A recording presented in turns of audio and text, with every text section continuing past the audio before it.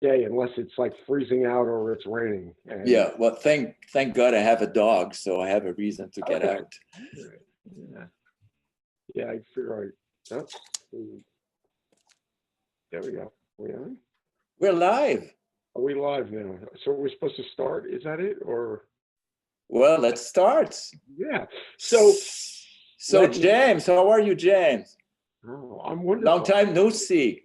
Yes, I know I miss everybody. It's like weird. I miss the that sort of I don't know what it is. The kind of you show up, you're worried if anybody's going to show up for your tour. The all that kind of stuff. Like That it's 5 minute conversations that we have yeah, between that guys. little like did you have Yeah. fun, guys?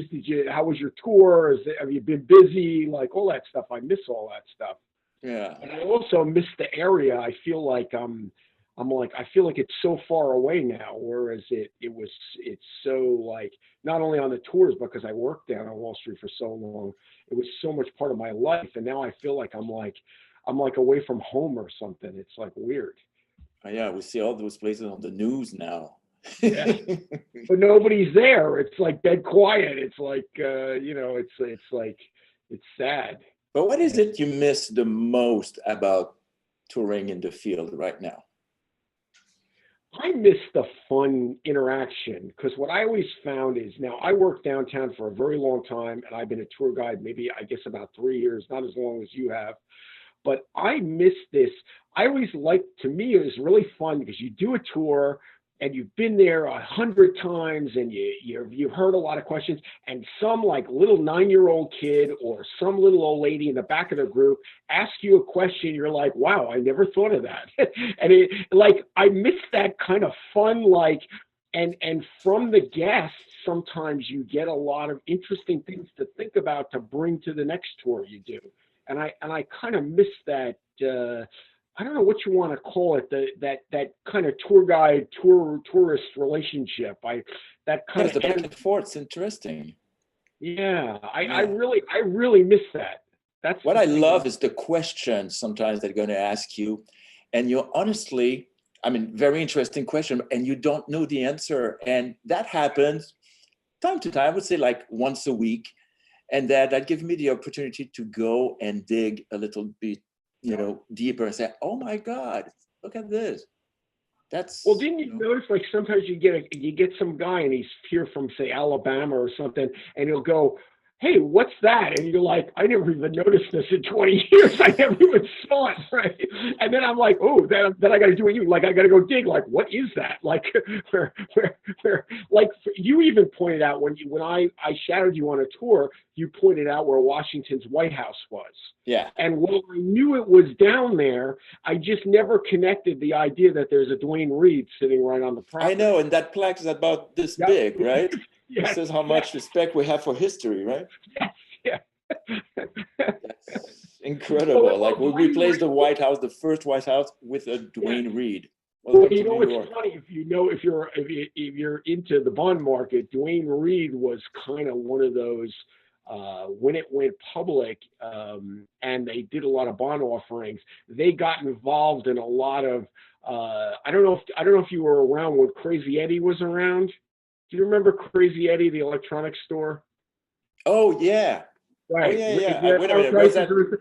Well, he was like a big flim flam. Like what they did is they got goods shipped to them, and then they kind of worked on this on the float. And then every couple of years they'd go bankrupt, and the vendors would just go along with it because they would sell so much stuff in the meantime, and they knew about every 4 or 5 years they'd have to take a big hit. So eventually it would catch up to them. Well, Duane Reade was like there was a famous in the '80s there was a famous drugstore called Far More, and Duane Reade was like a Far More. Far More was most famous because what did they do when they did inventory? They raised all the prices the day before inventory. They inventoried the store, and then they put new prices on it immediately after inventory was done. And if you went into a Duane Reade, not as bad nowadays, but you notice there's like three prices on everything. So have you ever Oh, like yeah, yeah, you yeah. kind of look around like you notice like this soap there's like three different prices on it. Well, the higher one was the inventory price, and the lower one is probably what it's selling for or what it's or something like that. And so Duane Reade has this because of the bankruptcies and stuff. It was like a junk bond. It was back in the Milken era, and it's kind of interesting because you have a Duane Reade on the site of the first White House, which the first White House was in the financial district, which is sort of interesting. Like, it's like we take it for granted, like New Yorkers. We don't recognize how much history is embedded downtown in that area. Yeah. And, whether you go all the way back to the Dutch, and I remember one time you were mentioning to me about people speaking French or something. There was a it was the number one language. Yeah, it was. They were from Belgium, Francophone from Belgium. Yes. So it's like there's so much little history as well as big history. And New York City is the thing with New York City, and makes our job so valuable, is that you really need somebody to point it out to you. You would never see that sign by Duane Reade that says this is the first White House was actually here. You'd never know that unless somebody pointed it out. Yeah. And you'd never know the buttonwood tree in front of the New York Stock Exchange. There's a lot of things you just would never know. I know. Sometimes when I do the financial crisis tour, I get a little frustrated because, we need to focus on, the financial, anything related to financials. And sometimes like, oh gosh, I wish I could tell people about this, but we're limited time. When you think about it, the first, I would say 60% of the tour, it's really within a few blocks because there's so much in the financial district to talk about, right? Yes. What I try to do is when I get a group, I try to feel them out at the beginning, because sometimes I've had groups where people could see they weren't really so much into finance. They were more like into history. Or I had a group of people and they were like, I want my kid to work on Wall Street, talk a lot about making money, or how does he get a job? Like you get people who, and so I try to, within the outline of the tour, I try to give them things that they're looking for to try to heighten that experience. And sometimes it works, and sometimes you can't figure out, you get a group and you just can't figure out what they were like, what was going on. They just sort of look at you, no matter what you say, they just all stare at you, and you're like, maybe they don't speak English. Like, I'm speaking to group. And then I have other groups, like they laugh at all my jokes and everything, and I'm like, okay, I must be getting somewhere. They're laughing at all my bad jokes. And what's the funniest experience you had as a tour guide on that tour? Oh, I because I've been down there so long, so I had people, which unfortunately I messed up with the camera, but we had one of those Salvation Army guys was singing. And the guy had a really good voice, and he was dancing in front of the Federal Hall and singing. And two of my guests, like he hit a song they liked, and they sang with him. And so that was kind of fun. But there's a lot of crazy stuff. I've had people sit on top of the bull and get pictures. I've had little old ladies ask me because they wanted to go on the back side of the bull because they wanted to get good luck. And it's like an 80-year-old lady ask you this, and you're like, they're creeping along. I've had people with a motorized wheelchair, and I was worried. I said, we got to ride around. It's a little rough. The lady said, don't worry about me. Worry about the rest of your guests. I was like, okay, no problem. And she was riding around in circles yelling at people because they were walking too slow. So it was kind of fun. Like that I thought was nutty. That was just nutty. And you get the kooks, like sometimes you get kooks down there. Yeah. There was a protest down there, and I had some guys from out, like they were from the South. I think they were Texas or Oklahoma. And they're like, what do you want to do? Are we going to fight our way in there? And I'm like, no, we're not going to fight on this tour. we're just going to go around the block. Was that during the Occupy Wall Street days? That was one of those things going on, and they were just like, they I don't know, I think they were fooling around, but they're like, are we going to fight them? And I'm like, oh. I had one tour once. It was with a group of French people, and I was during the World Cup, which of course it's not big here, but everywhere else it is. Yeah. And so we started at 9, as I recall. It was a little modified tour for them, like 2 hours, and about right at the beginning, they asked me, say, do you think we can end the tour right at, and they pull up a map, like right at this location. I was like, okay, but why? And I look at the location, it's a bar. I remember, we're 9 a.m. in the morning. I said, okay. So he says, okay, we would like to be there no later than 10. So, but I can't, I can make a 2-hour tour into a 1-hour tour. I mean, you're going to be missing so much. We don't mind. Just do what you want to do, and let's end up over there. Turns out that France was playing semifinals during the tournament, and it was playing in that very bar. So they invited me for a beer at 10 a.m., which I declined because it's 10 a.m. I'm still on coffee at that time. But that was pretty funny that they had like that priority to go and check the building. We used to call it Chase Plaza, but now I think it's owned by a Japanese company.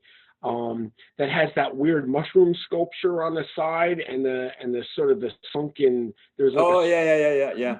They have a big screen in their lobby, and they had a lot of the World Cup on. They were showing it in that whole front courtyard there, right in front of the Federal Reserve. Yeah, was loaded with football aficionados.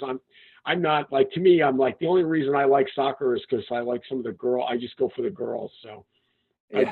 I like the women. That's the only one who seem to be right. I want to win. meet them. That's the only way. And I always laugh when Americans like try to act like they know a lot about soccer, because I'm just like, you don't know. Like, come on, like, you know. So James, you're doing also the 9/11 tours as well, right?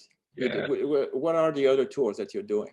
I do the 2 Wall Street tours, the financial crisis tour and the Wall Street Insider tour. I do the 9/11 tour, which is always something. Yeah. And I do now the full. I don't know what we used to call it, the Old Statue tour. I would call it a downtown, like a financial district tour. Really is what it is. And that's new, and that's kind of a fun. It gives you a. It's fun, right? Yeah, and it gives you a big slice of the whole area. I think it's a tour that not enough people take. I think it's a great way to get a lot of the downtown in a fairly short amount of time and cover a lot of ground. Really. So for people that are listening, this is a tour that involves 2 hours of a walking tour with a guide, and after that you get tickets to go. This is the self-guiding tour, Statue of Liberty in Ellis Island. Was very popular and still is. And I think you're absolutely right, because people get a very good sense of everything downtown. And after that, they go see one of the biggest, tourist attraction in the world right there. So I think it's a good combo tour to offer. Yeah. Before we started with we turned live, we were talking about, our experience on the tour. And I was sharing with you one about the Statue of Liberty. And maybe people will appreciate it too. The Statue of Liberty tour, God knows what it's going to be when it's going to finally reopen, but involves also a walk through the museum over there. And the last station we do at the museum, there's a picture of Emma Lazarus and of course the famous poem over there. And I'll always tell people that Emma Lazarus is probably responsible for the meaning of the Statue of Liberty today, that we recognize her as being a symbol of freedom, universal freedom and liberty, and not, a gift from France. I mean, she is a gift from France, but she's more, for that. And I cite a couple of examples in which, when there was a revolution, people over there were building their own version of the Statue of Liberty. It happened in Spain during the Second Color War. It happened more recently in Egypt, in Cairo, in almost 10 years ago now. And it happened also in Tiananmen Square. Now in Tiananmen Square, let me see if I can share that picture again. Give me a second. Where are you, little picture? Oh, you're right here. So let's share this.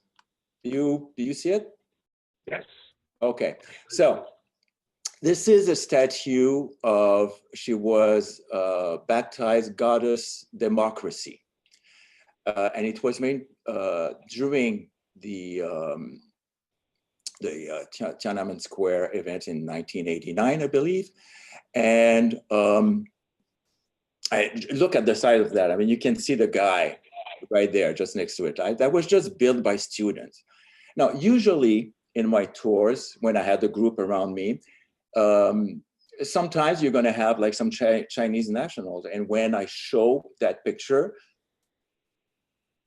blank, no reaction whatsoever, because apparently it's been totally erased in their history, the events of Tiananmen Square.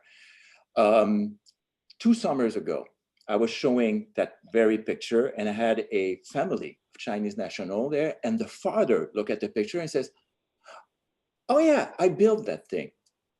What? So this is a story. He was one of the students over there, in the group, and he told me that he just like gather anything that he can find around, and they started to build that statue that obviously was inspired by the Statue of Liberty. And of course, we know the story. It was up for a few days before the army came in and basically killed everyone over there.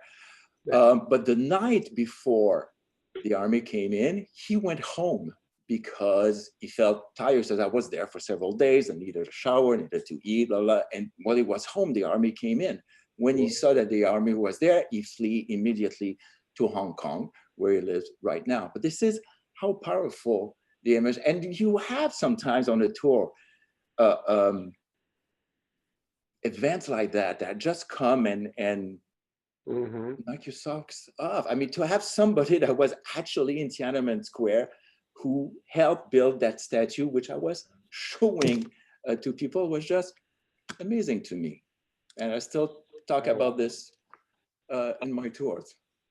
Oh, that's fantastic. That's a great story. That's a really good story. Yeah, that really, and that was very, very, I mean, people, I actually let, the guy, I said, you have the floor, please tell the people about your story. That was too amazing. On a 9/11 tour, I had a lady once, we're doing the tour, and she was always in the back, staying in the back, which is, fine. And one of the stops when I can is to stop at 11 Tears, the memorial at 11 Tears. And when we were, done and heading towards, the memorial itself, she stopped me and she said, I used to work at American Express. It's located inside the American Express building, right? And she told me that she was there on 9/11, and she says, I was sitting on the curb with my head crying, with my head between my legs, basically, right? When the second plane hit. And she says, I was so nervous as we were approaching American Express. I didn't want to go there. But thank you so much. I'm so glad I went in, and I didn't know about the memorial. And she knew actually a couple of the people that are honored at that memorial. So that's just, that you have like things like that just happen to you. It's just, you touch one person during your tour, and that's enough. That makes your day, right?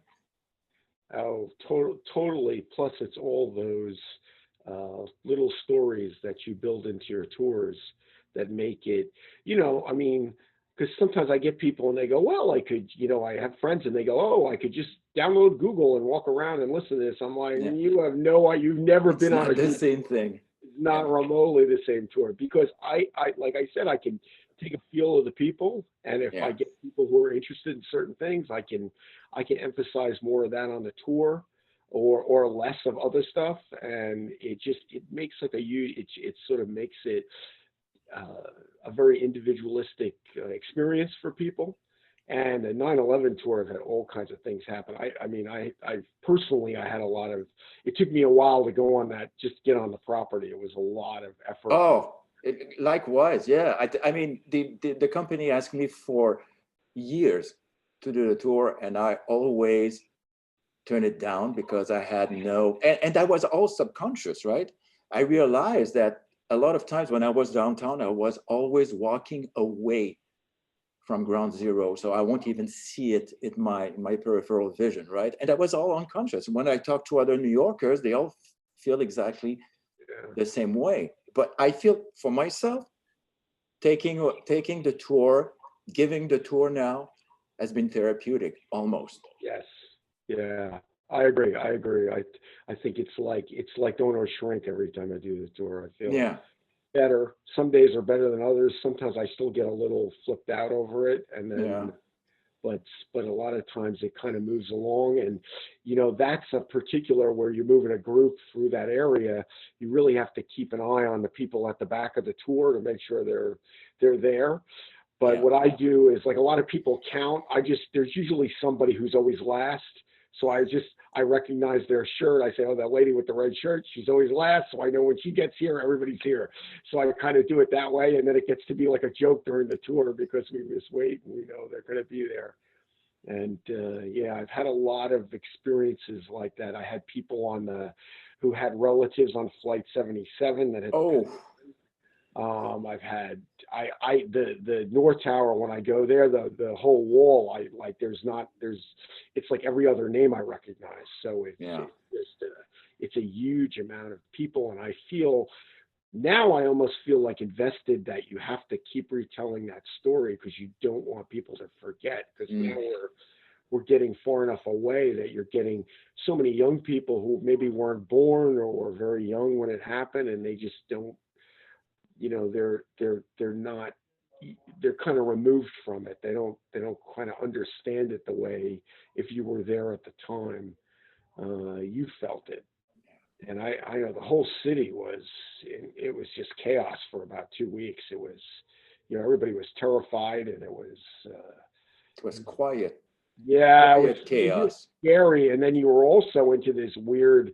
I worked down there a long time, so it was into this weird, like, oh, let's see if we can find. It was almost like after a certain point, you didn't want to know if somebody wasn't around Yeah. anymore, because like if you didn't hear from people after a couple of days, you start to think maybe they were lost, maybe they weren't, and at the time I had a bunch of interns, and they all kind of, they ended up showing up at my front door one day, like, because the phone, I think the phones still weren't working at the time, and it was just a lot. It was just a lot to go through all that.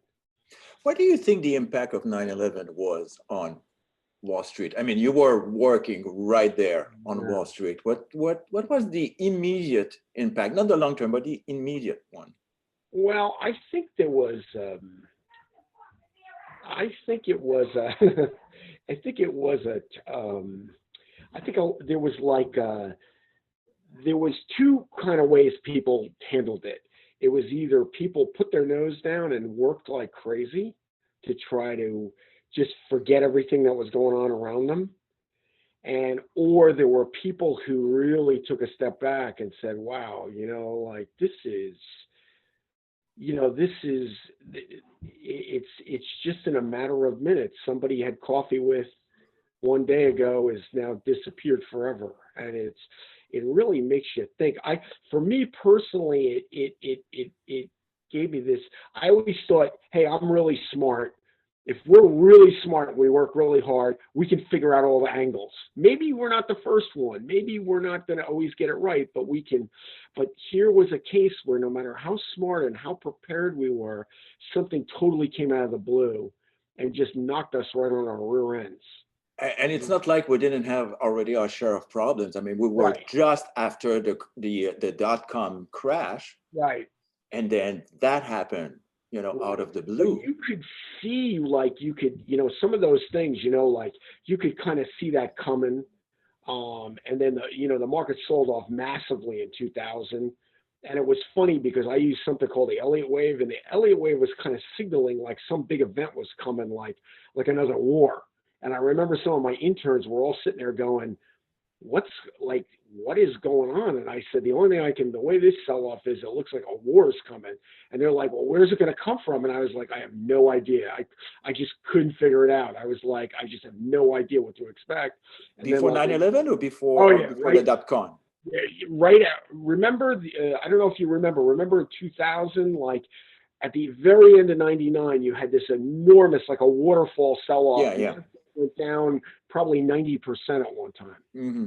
And the sell-off was so severe and so harsh that you just had to look at it and say, whoa, this is something big is coming. But what it was going to be. And then when it happened, it was like, it just reminded you of how vulnerable you are, and you're not half as smart as you think you are. And then on top of that, I think a lot of people, there actually were three groups of people. I think there were people who took a step back. There were people who stuck their nose down to the grindstone and just worked like crazy. And then there were other group of people who kind of went into denial. Like I remember there were a lot of commercials like with brokerage houses saying, oh, if you're properly diversified and all this nonsense. And I'm like, no, everything went down. There wasn't anything that went up during that time period. Everything went down, at least right at the beginning. And I had a little experience because I went through 87, so I was kind of, but everything is a little different. You think but it's like a little different. And 9/11 had that war cloud over your head, and just like what was going to happen next. And then you were just really angry over it. I'm still really angry over it, and it just kind of it hits you in a lot of different ways. The current sell-off is even different. Like it's severe in some ways, but it's still different than 9/11. It's different than 87. It's so funny. I had a conversation with a friend of mine who he asked me, why is the stock market not doing worse than what it's doing right now? I mean, it has still some good days. Why do you think, James? What would be your being in the business a long time, I can tell you, it originally, once we hit and they realized they were going to have to close down, or they were going to try to close down parts of the economy, the stock market was anticipating the worst case scenario, and you hear there's still guys running around TV. We need to be closed for 10 months, and we'd all be dead if we closed for 10 months. I mean, it's not even, and this isn't politics. It's just most people will run out of money. They'll be out, murdering people on the street, way sooner than being closed for 10 months is going to happen. So the market anticipated this terrible thing. And what I think has happened a lot lately is, as bad as the news has been, it's not nearly as bad as the market had originally anticipated. So it keeps rallying, and you're seeing things happen now. A lot of states are starting to open up. A lot of, New York, we got hit really hard. New Jersey got hit really hard. But in the middle of Wyoming, it's really easy to social distance in Wyoming. I don't know if you've ever been there, but it's like, or Montana. I think Montana doesn't even have 1 million people in this humongously large state. Right. I mean, where I live in New Jersey now, in Bergen County, has more people living in it, in a small place, Bergen County, than all of Montana. So it's like, there's differences. And then I think what's happening now is things are starting to open up, and people are addressing some of the issues. A lot of people are being really smart. They're working from home. They're people are being really creative. Yeah. Unfortunately for us, it's hard to do tours from home. Yeah. And if you're in the entertainment business at all, or the event business, you're doomed, which is a lot of the businesses I'm involved in now. You're just really stuck. Yeah. This is what I answered my friend. I made a little research, and I realized, well, first of all, 87, 2000, 2008, those were, there was something wrong with the economy. There was something wrong with the economy, and it broke. This time, there's nothing wrong with the economy. Something that is not related to the economy at all came and shut everything down. That's number one. Number two, well, the stock market is a market, and it's looking forward. It's not looking what the business is doing today or what it has been doing. It's doing what's the potential of that business. And this is why it's still, afloat, because the expectation is it's going to go much better. Yes. Is it a good time? Hi, Linda. Is it a good time to invest? James, want to take this one? Bonjour. Oh, yeah, I would. Yeah, I would say anytime you get a major sell-off, if you have a long-term view, you should be buying. Buy the dips. Yeah. And there's a lot of negativity out there, which means you should buy. The more negative the media is, the more you should buy. Except for oil. Now the thing is, I can't promise you that you're going to make money in a week or maybe in a year, but I can promise you that probably sooner than later, stocks will be a lot higher than they are now. Oh, of course. It's always the case. And I would say, you look at oil, I know for a fact Carl Icahn was out buying oil stocks like crazy in this mess. So he's one of those dinosaurs from the 80s left over from the leveraged buyout era. Yeah. And he's always been a big scavenger of companies that go on hard times that are good companies. And he's been buying like crazy, or at least he was a couple of weeks ago. And I would say, yeah, oil may not go back to where it was, but it may go somewhere into the middle. And yet Buffett sold everything that he has in right. airlines. Well, he sold airlines. I would say, besides entertainment, I think airlines really, airlines are going to be that to me is a tough. Plus, they have a lot of debt anyway, always, because all the planes are leased.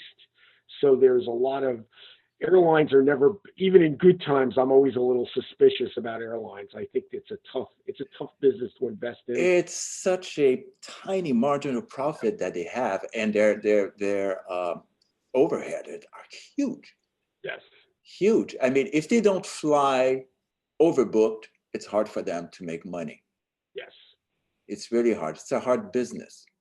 Yeah. Plus, it's an awful business. It's like it used to be. I don't know if you flew. If you flew 25 years ago or 30 years ago, it was beautiful. You flew, it was beautiful. Now it's like you can take a bus out of the Port Authority for New Jersey Transit, and it's a nicer experience than most airlines. Oh gosh, let me tell you about. I mean, I have family in Montreal, right? Right. My mom lives in Montreal, so time to time I go and visit. When I drive to Montreal, it's a 300-mile ride. I mean, it's not bad at all. Door to door, from my apartment in Manhattan to her apartment in Montreal, with the stop at the border, gas, restaurant, everything, 6.5 to 7 hours, door to door. When I fly, door to door, 5.5 hours. Yep. Now, this is a 50-minute flight. Right. But it's everything in between, getting to the airport, going through security, going through customs, It's not a good, in fact, I was going to say, I've gone from Philly, I take Amtrak. Yep. And from Philly, not from New York, Philly's about an hour south of New York, let's say, on Amtrak, maybe a little more. It's like 11 hours door to door. So it's a nice ride. You just get tied up in at the border for like an hour, or it takes like 45 minutes. On Amtrak? Yeah, it's been slow a couple of times when I've done it. I've heard it was faster, but when I just didn't have good luck. But I liked it because I read and I get a lot of work done. So I felt that it was kind of cool. And Montreal's a beautiful city. It's like a really nice city. My business partner did a big photo shoot up there a couple of times. She gone up there, and then on the way back, she proofed and did all the editing. So by the time she got back to Philly, everything was already done for the client. We were ready to go. Hey, James, Linda has a question for us. Okay. How does investment money impact on tax returns? Well, a couple things. First, it's a separate schedule that you have to fill you out. only pay taxes when you sell something. So you have to keep track of the price you bought it and then the price you sell it, and the difference is what you pay taxes on. Now, if you have that money locked up in an IRA or like a retirement plan somehow, and you trade inside your retirement plan, which is one of the things I do, you don't pay taxes until that money comes out of the retirement plan. So you can kind of trade like crazy, and you don't have to fill out all those schedules. And you have to fill that schedule for every transaction that Right, you do. if you're not in it, if you're not in it in a retirement vehicle, like I Yeah. used to do it. It used to be. I mean, if you trade by yourself, you're not in a fund in or. heyday, I used to have it would be like 40 pages I'd have to fill out. Oh yeah, that's crazy. We'd make and then when I worked on Wall Street, we would, I used to make on my own account, maybe 10, 12 trades a month period minimum. And then and I wasn't a day trader. And then, the overall accounts we would manage, sometimes we'd make 1,800 trades in 1 month. So we'd have to keep track of all this stuff. Yeah. Well, I used to do day trading, so you can imagine. Yeah. I mean, it wasn't worth it for the money I was getting out, just the time that I would put on those schedules. Yep. It's and you always forget you have to write it down. And if you're following the price per second, like you're going, sometimes you don't write everything down. So it was just a nightmare. Yep. As a day trader to do that. What does that mean, day trading? Day trading, it means that at the end of the day, you're out of your position. So if you buy or sell something in the mornings, if you sell something, meaning that you're short, but let's just say you buy something when the market opens, means that you don't want to carry that over to the next day. You want to sell by the end of the day or when the price, goes up. That's a day trader, somebody that closed all their positions by the end of the market. And that was good for me because otherwise I can't sleep, because your money is somewhere and you're sleeping and you don't know what it's doing. So that's nerve-wracking. I was happy to get out by 4. Yeah, see, I was always a positional trader. So there's actually stuff I bought. I first started to buy in 1993. I still own the stock. So and it's not like I'm not a Warren Buffett, but I just, it was a good, at the time, it added up over time. And then there's other stuff I was in and out of relatively quickly. But we used to watch the flows when day trading got really hot in the 90s. We used to watch the money flows, and where you guys would buy in the morning, I would usually sell in the morning. So I used to do reverse. What I would do is Friday afternoons, we would be loaded with cash and margin to the eyeballs. And at the very close, we'd buy like crazy Friday afternoons while all the day traders were selling, because they wanted to stretch out, try to make money or save their positions as much as they could. So we'd buy Friday afternoon, and Monday morning on the opening, we'd blow it all out really fast. And we made money on that trade probably for 18 straight months, like without a hitch. I don't remember what threw it off. Everybody in the process. Yeah, it was. We did it we watched them. It's impossible nowadays to do day trading because of the high frequency trading. It's just you can't compete with that.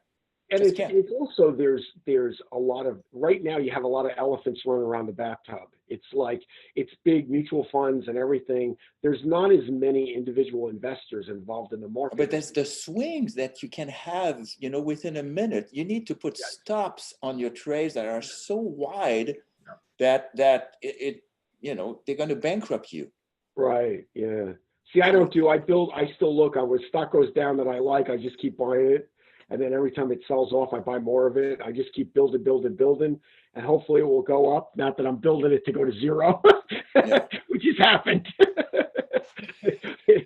So Linda commented saying, too bad I didn't invest in Zoom 3 years ago. Linda, I would say if you have money, go invest in pharmaceutical. I mean, the race for the vaccine right now, it's going to be huge money. Yeah. Yeah. That would be the place, like medical and that kind of stuff right now. And I'm sure, I didn't check, but I'm sure those stocks are really high. The Pfizers of the world. Yeah, or all these biotechs, a lot of biotechs. Because sometimes the big drug stocks, you don't get the leverage because they're so big and they make so many things that you like one new drug, even a breakthrough like on coronavirus might not give it the pop because it's such a huge company. And they're so run by what's on patent or what comes off patent. Yeah. And some of these things now, sometimes some drug, which is what the the FDA tries to stop is some old drug from 40 years ago might work, but they don't want you to know that because that's like it's 2 cents a pill instead of $20 a pill, and they can't make any money. So they want to. With the few minutes that's left in our chat, personally, I think that's going to take a while before our business, we're in tourism, is going to go back to where it was just 3 months ago. But I think the first thing that might be interesting for us is the New York market for the New Yorkers. Because we rarely have New York. I mean, nobody visits their own city, right? Mm-hmm. So before being a tour guide, I knew the restaurants in New York, and what every New Yorker knows. But to visit your city, you never do that, right? So that's going to probably be our first market to hit the New Yorkers with that. Now, for the financial crisis tour, what do you think a New Yorker, even born and bred in New York City, would find interesting in that tour? Ooh. That's a good one, right? I think some of the bankruptcies. I think real estate. A lot of New Yorkers are always interested in real estate. Mm. If you don't own something, you're fantasizing that you would own something, or you're looking around and you go, like, everybody oohs and ahs and goes, oh my God, that apartment I heard costs $11 million. How cool is that? And it's or stuff like that. Like even if it's way out of our price range, we still like oogle at it. We go, oh, that's cool. I'd love to live there if I could afford it or whatever.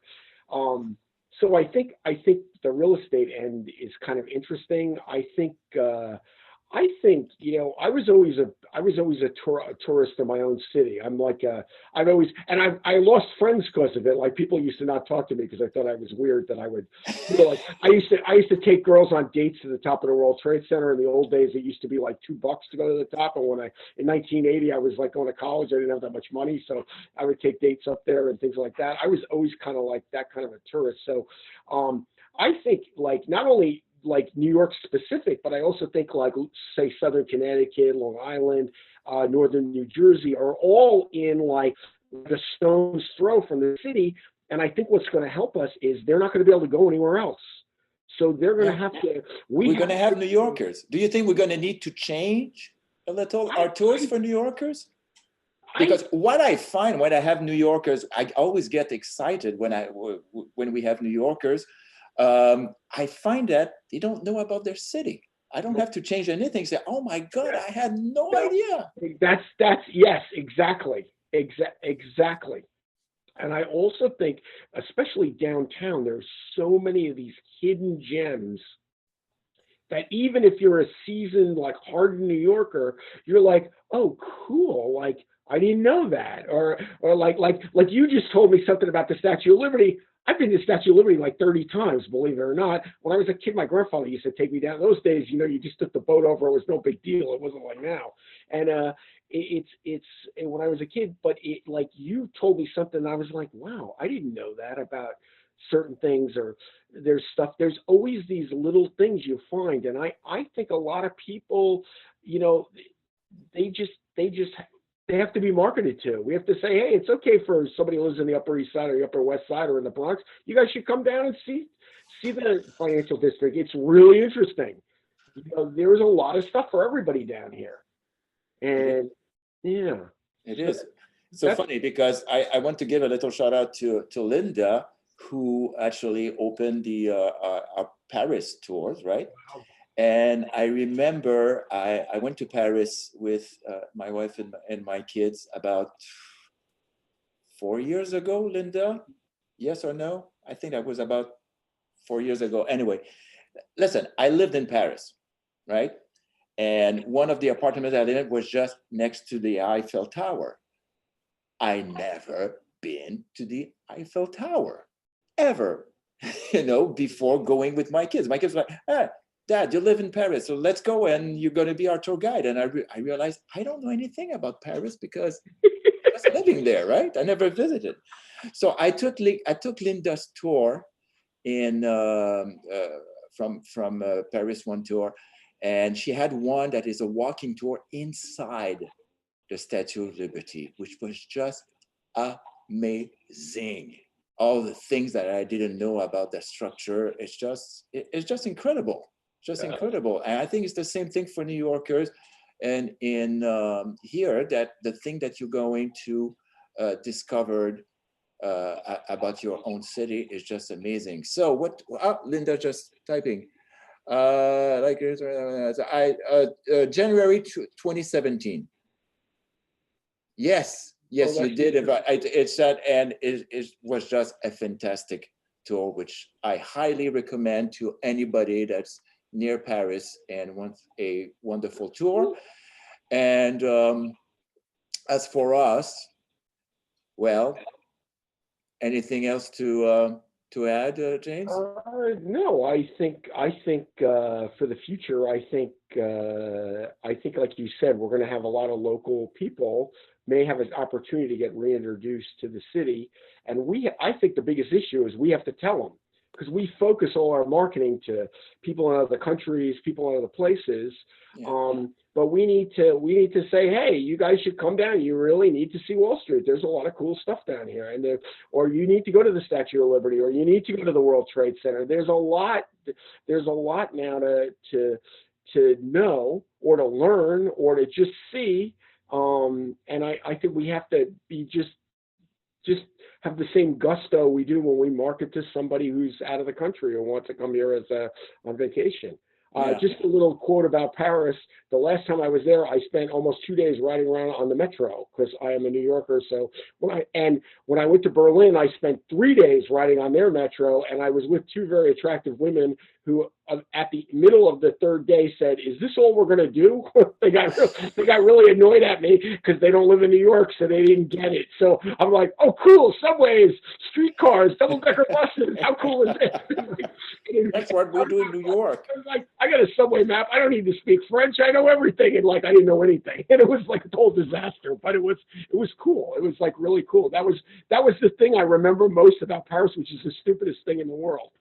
You're never lost in Paris, even if you don't have a map. As long as you see a metro station, you are found again.